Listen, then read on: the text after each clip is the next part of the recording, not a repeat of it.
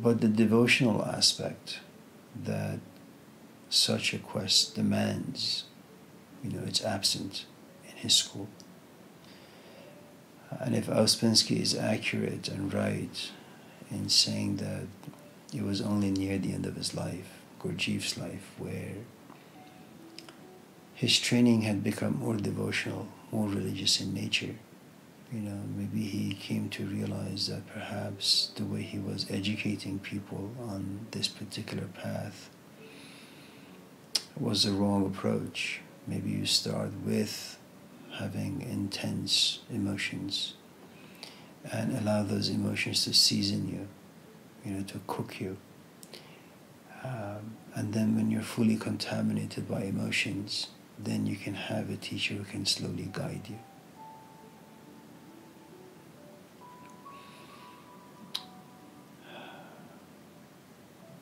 There is just one more thing, and that's, the three of you are in the classroom, you're going to teach. And, even though I think education is going to remain online, at least in our career and lifetime, you never know. A chair or a dean may call you and say, you need to teach this class, it's going to be on ground in person.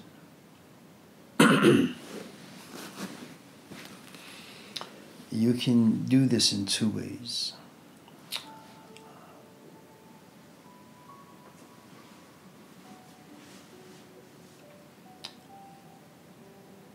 Your language in the classroom will either be so emotional that no one can understand, not even you yourself.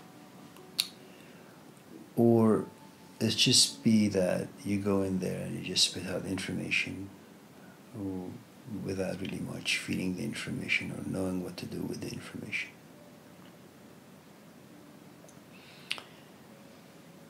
I think if you can approach Daughter of Fire and knowing how to know, learning how to learn, if you can approach them both well, what you have then as instructors in the classroom is you'll have access to emotions, and you have access to a very sober way of looking at emotions. And then there'll be a very, very nice marriage where you can talk about the stuff in a very rational, scientific way, filled with emotions. It's just not going to be a sermon, like one of those Sunday televangelist schools where you turn on the TV and they're shouting and they're speaking in gibberish. And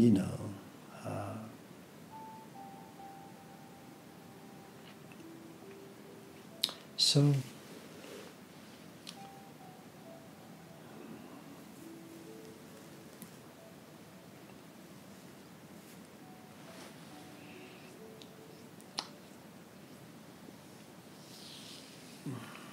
when you read the early writings of Krishnamurti,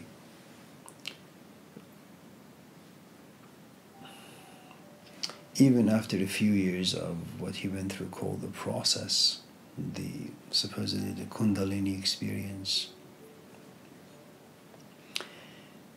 his writing dramatically changed when he left the Theosophical Society and he went around talking to just people.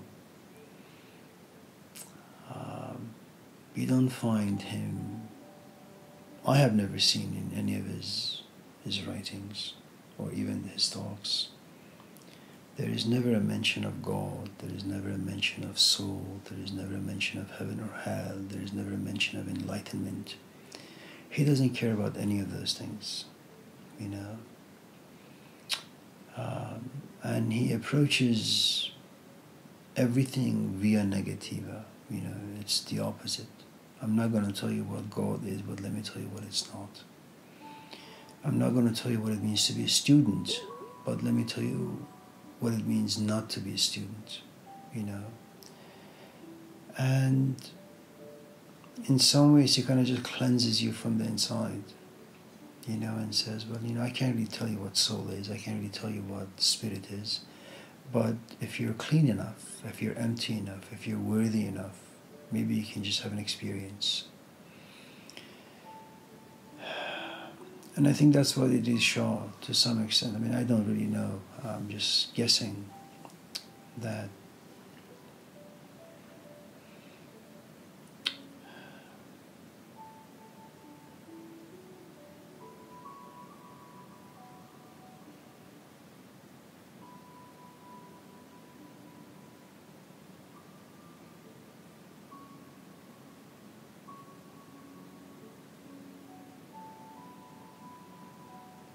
I think it's something that parents, you know, parents want to do with their kids, which is the kid says, I want to eat chocolate chip cookies. And the Cassie says, well, that's great, but let me teach you how to make them. She says, no, I don't want to learn, I just want to eat. She says, no, it doesn't work that way. Let me teach you. Because if you know how to make chocolate chip cookies, you know, it's this knowledge that you'll carry within you for the rest of your life. Anytime you want chocolate chip cookies, just make some. You can do it. And you realize it's such a difficult thing to teach these kids to do anything. You know, Alexis works, you know, is trying to teach these kids martial arts. And I don't know what the hell is going on inside Yusuf's head, you know. He's probably, you know, whispering, I just want, you know, a black belt right now. I don't want to go through all these different motions. Just tell me how to get there, like in the next 5 minutes. And, you know, I guess Idris says, no, let me tell you why you want to feel this way. Let me tell you why you go through all these different steps to feel this particular way. And let me tell you whether feeling this particular way is negative or positive, good for you or bad for you, long term, short term. And these are just recipes you need to have, you know.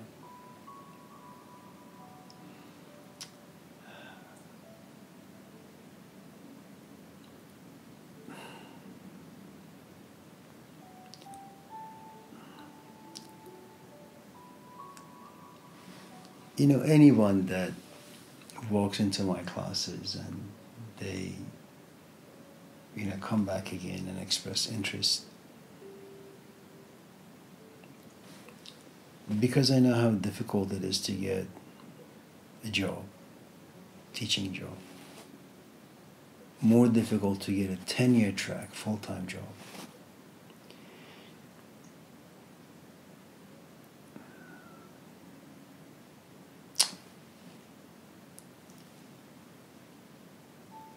It is true that man does not live by bread alone, but it's also true that you need bread, you know.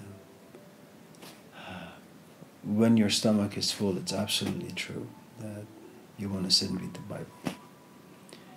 But as you're reading the Bible, you realize your stomach is growling and starving and, you know, screaming for food. The Bible isn't going to do much. And I suppose because I went through all of this myself, and my experience is that life is tough. You need money. You need security. You need a companion. And you don't have to love them. You don't have to love any of this stuff.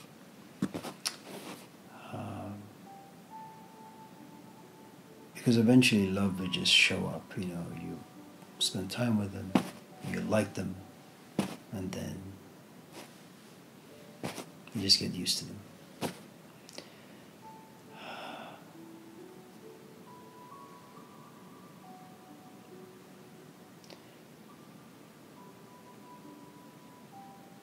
So when someone comes and says, I want to go to the woods,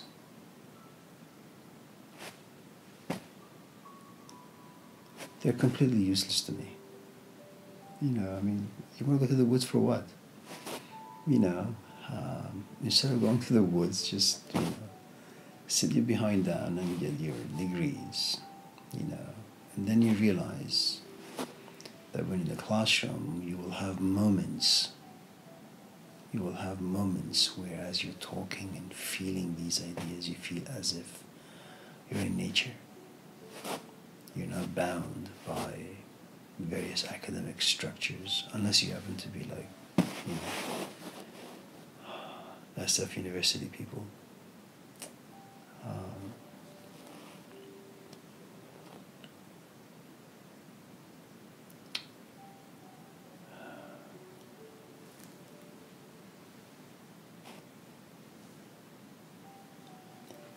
You know, you'll find the same things in Buddhism. You're hungry? No, just eat. You're tired? Sleep. You're thirsty? Drink. You want to read the Dhammapada? Read the Dhammapada.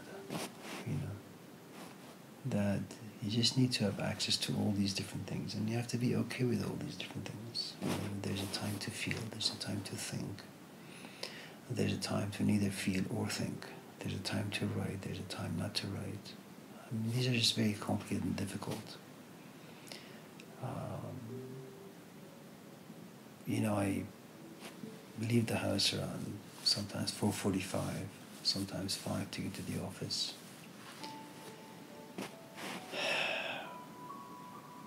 And these days I'm really, really exhausted, but I go there nevertheless because I hope that at least I can write a page or two.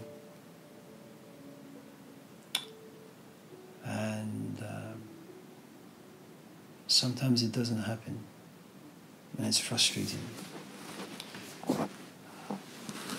And I just lay down and close my eyes and take a nap and open my eyes and realize like 5 hours have passed and I've missed my class. I just pack up and come home. I'm joking, of course. Not really.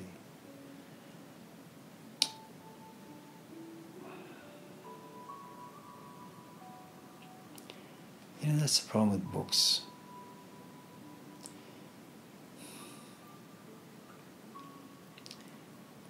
My friend's sister, Saeed, you've met her, Maheen, no? She was playing the sitar, or learning how to play the sitar from this guy in San Jose, well known. And then she had to leave for Washington. She got a job there, and she asked this guy, Zulnun, if he could write, you know, recommendation letters so she could give this letter to Lotfi, the best tar player in Iran for his time. And so he goes to her, she goes to him, and she says, I want to learn. Says, here's a recommendation letter from your friend. And he says, I don't need to see the letter, I trust you. Let me see how you play.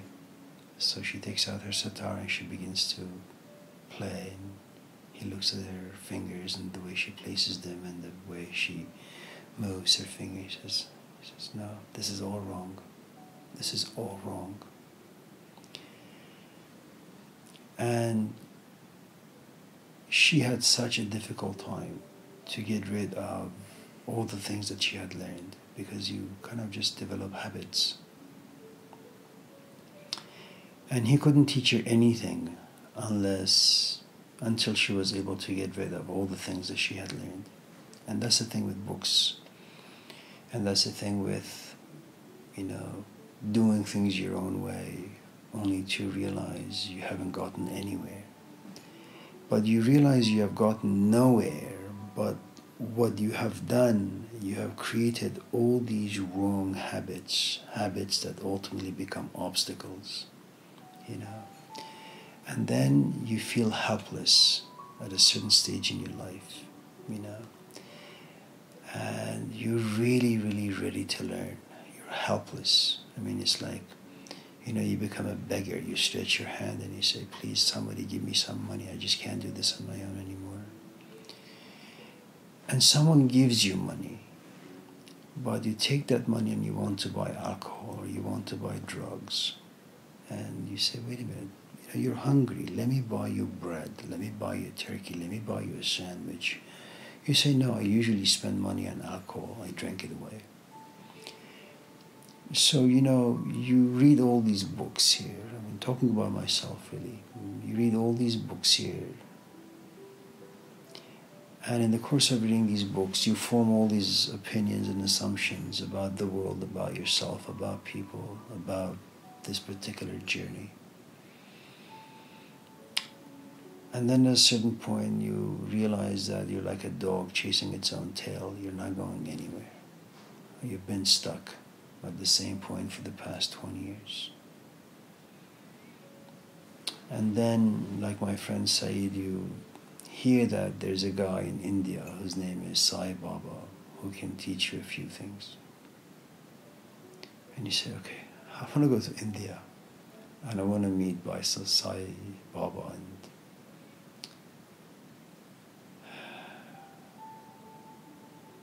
and he wants to teach you a couple of things, but you have too much stuff inside you,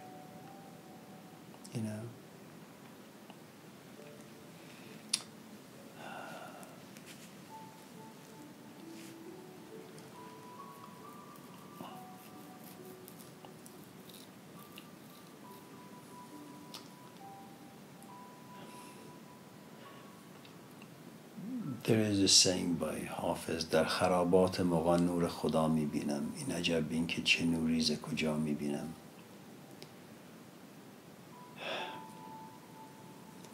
You've seen that movie called The Song of Bernadette? Well, you should see the movie, it's really, really good.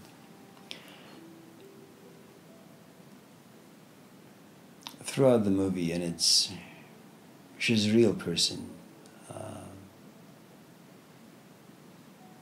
canonized as a saint.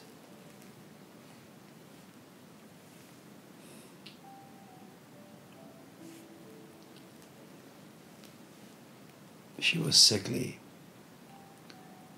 Oftentimes when young people, students were given prizes in their church school because they could read well and they could write well and answer the questions well, Bernadette would never get anything. And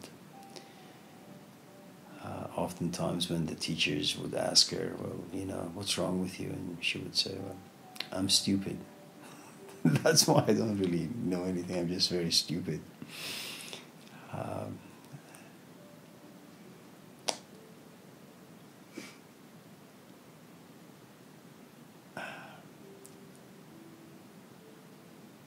And of course she has an experience and all that, but the point is Bernadette couldn't remember much of anything. She was sickly, she couldn't go to school, and if she did, she couldn't really focus. Inside her interior,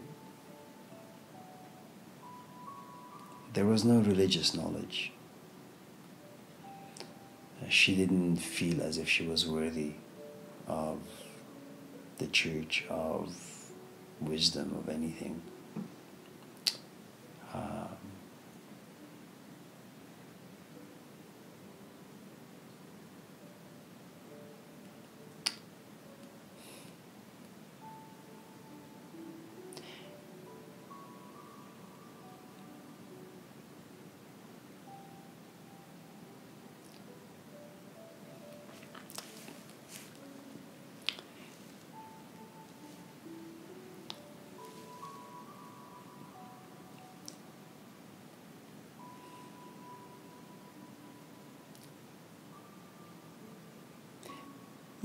Everybody has a past.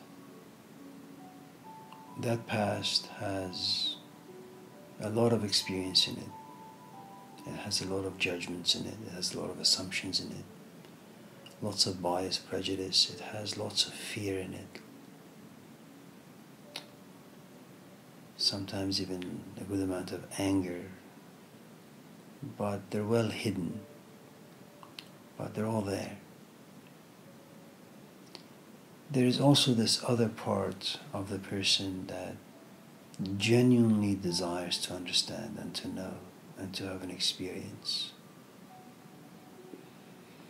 And even if they were to have some very, very genuine experiences, eventually they become contaminated by all the stuff that lives inside them, you know.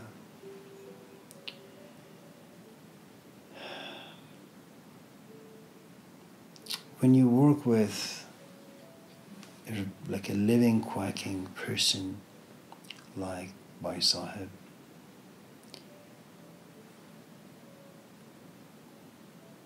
you know, he tries to rid you of everything about your past, everything.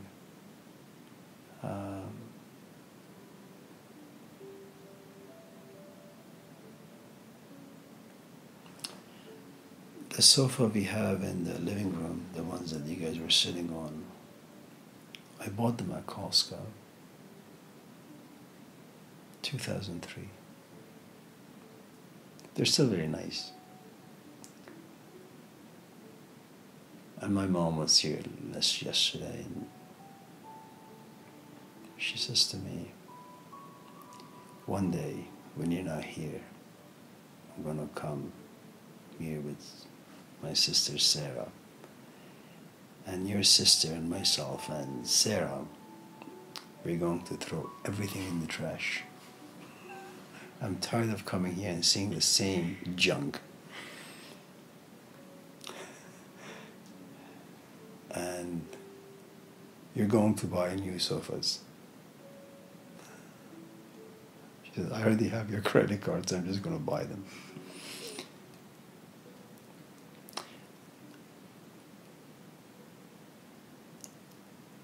I think if you want something new and you want to make sure that they remain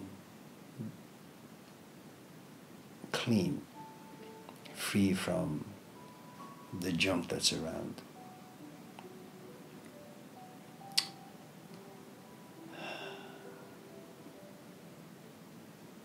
what you have must ultimately be trashed so you could house some new things. You know? I mean, all of us have had these moments where you go out with someone and you really, really like them. But because of past relationships, maybe because of the way, you know, things went bad with your ex, there's always this fear from the past that keeps jumping in. And eventually you just walk away from the whole thing. It's just too much.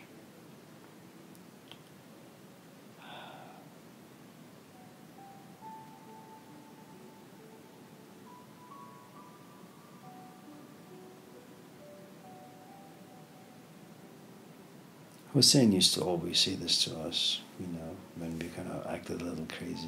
He would say, Amir, you've done things your way for about 20 years, haven't you? I said, yeah, Hussein. So, what do you mean? Well, look at you. What has he gotten you? I said, well, nothing really. He says, okay, well, now that you know your way ends nowhere, why not just allow me to do things for you? And it sounds fantastic. It sounds really good.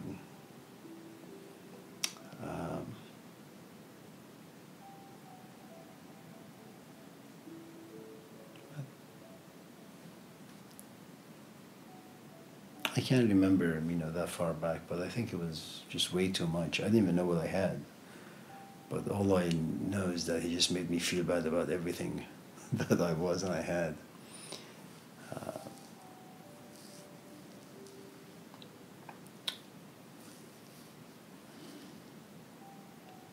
And maybe that's is what Idris wants to do, you know.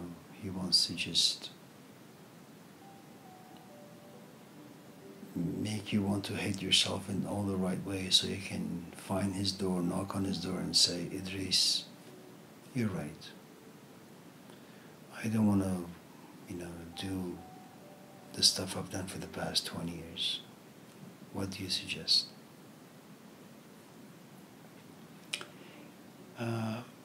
You'll find the same thing I am somewhat biased about Ouspensky. I don't really like him that much, even though he's done us a great favor by writing In Search of the Miraculous. You know, in his book,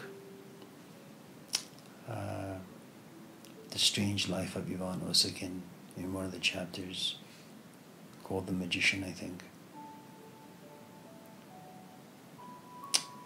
where the magician tells Osokin, he gives him some new information. And Osokin says, well, then I can go back in time and I can change things. And the magician says, no. You know, just because you know things, it doesn't mean you can change things. You're going to find yourself in the same position over and over and over again. And so Osokin says, so what do you suggest? He says, you're going to waste your life. Since your life is going to be a waste, why not give it to me? Just give me your life for 5 years. I don't want the entirety of your life. I just want 5 years of it. Just give it to me. Let me see what I can do with it.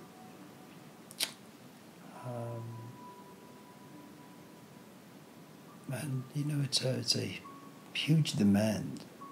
It's a huge request that just in case I do something you don't like, don't form any judgments about it. Just allow things to happen. I mean, there is so much to lose. And he says, you know, go home and think about it. Just don't take too long, because if you take too long, you may come knocking on this door and I may no longer be here. I don't know how the book ended. That was the only chapter I read in the book. And I think in some ways it's very true for all of us, you know. You know, it's something I usually tell people. I said, listen, go get your master's. I'm still young, I'm still healthy. I think I'll be at Laney for another like 4 or 5 years. If you can finish your degree in 2, 3, 4, 5 years, I'll get you a job part-time, and then you're on your own, you know. But at least, you know, I'm a good connection. I can help you, I can open some doors for you. I mean, imagine so some person doesn't take this seriously and says, I don't really need him. I'm good, I can do this on my own. That's not possible. I mean, it is. You can do it on your own. It just takes so much work and energy. You're going to fail so many interviews, you know.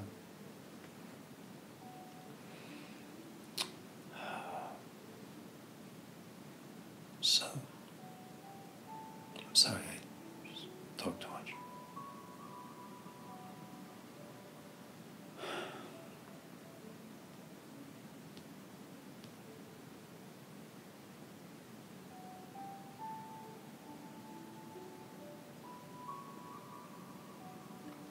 Let me just add one more thing. Alexis, I know you're tired, I'm sorry. There is this, and Cassie knows the story much better than I. It's a story of Moses and shepherd in Rumi's Masnavi. Moses is like Idris Shah. The shepherd is like a Christian desert father. It's like an Irina Tweedy. It's like a Stacy, or Cassie, or Alexis.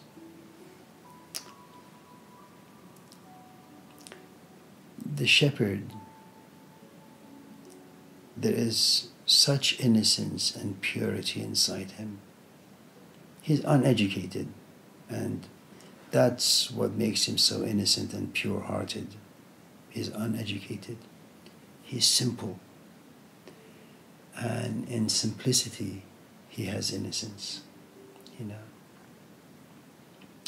And despite having a wife, and despite having children, and despite having lots of goats and sheep and cows, there is this longing inside him, you know. And so, you know, he just sits one night and says, God, I just love you, but you're not here. If you were here, I would like comb your hair and, clip your toenails and,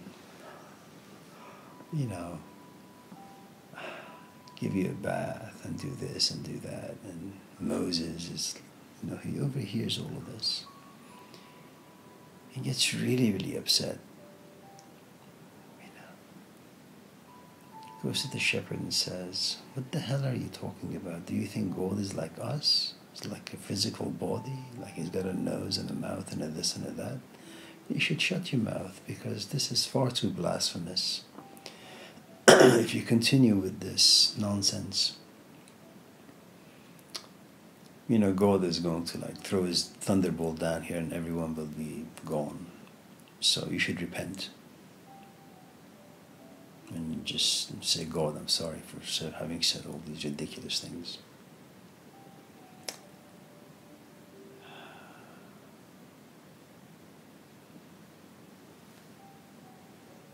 So the shepherd is just heartbroken, because he knows that Moses is a prophet. He knows that Moses has seen God in his own way. And Moses would never deceive him, lie to him. So he knows that Moses is right.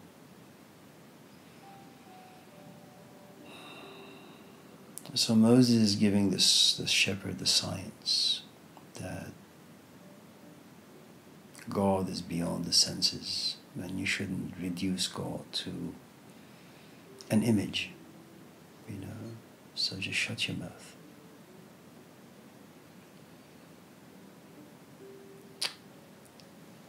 So the shepherd goes this way, and he's just completely broken. And Moses goes, his own way, and he's very happy, thinking that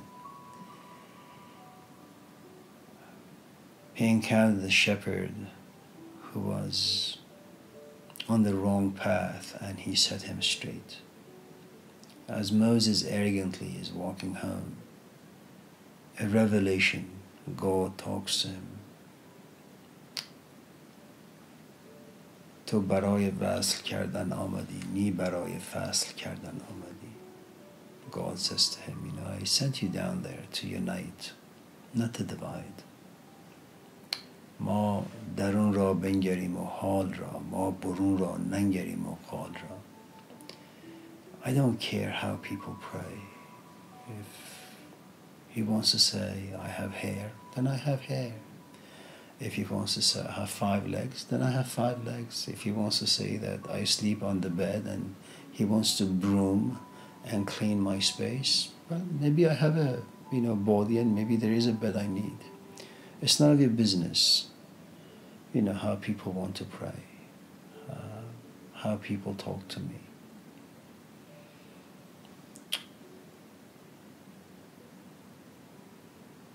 هیچ آدابی و ترتیبی مجوی. There is no science.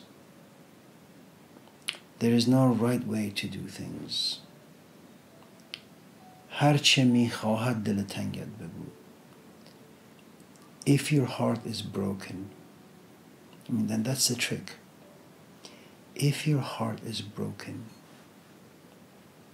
and in that brokenness you really, really yearn for healing, you want to do yoga, you want to express this brokenness through swimming, through going to the gym and punching a boxing bag, sweep the floor, you want to sit and meditate, you want to pray, it matters very little. But as long as you're broken, that you're not broken because you lack money, you're not broken because you don't have a job, you're broken because you've come to realize that yes, you have money, but it doesn't take you far. You have a wife or a husband, you have everything that the person needs to survive a physical life, and yet you realize it's not enough, and you're broken. And in some ways you could say Idris Shah is wrong, and the Christian Desert Fathers are right, that they really all desire to be broken. So And if they're broken in the right way, then they can pray and they can express themselves however way they want. You know.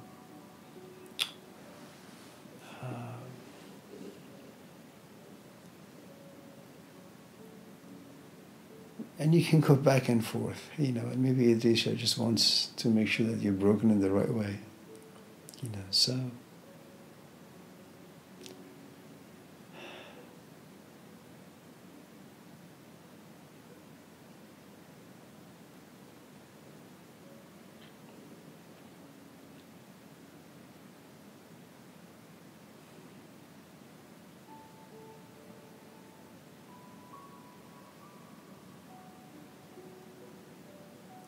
you know, sometimes you try to teach these kids something, like riding a bike or baking cookies or something.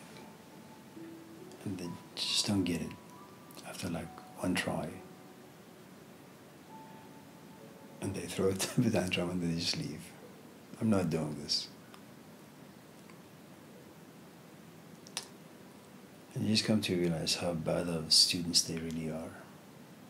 And that's what students need to do, which is you try, you fail, you try, you fail. You're a student, you just don't know, you know. And as long as you're a student, and if you know what that means, then you'll continue, you know, the experimentation until things become right.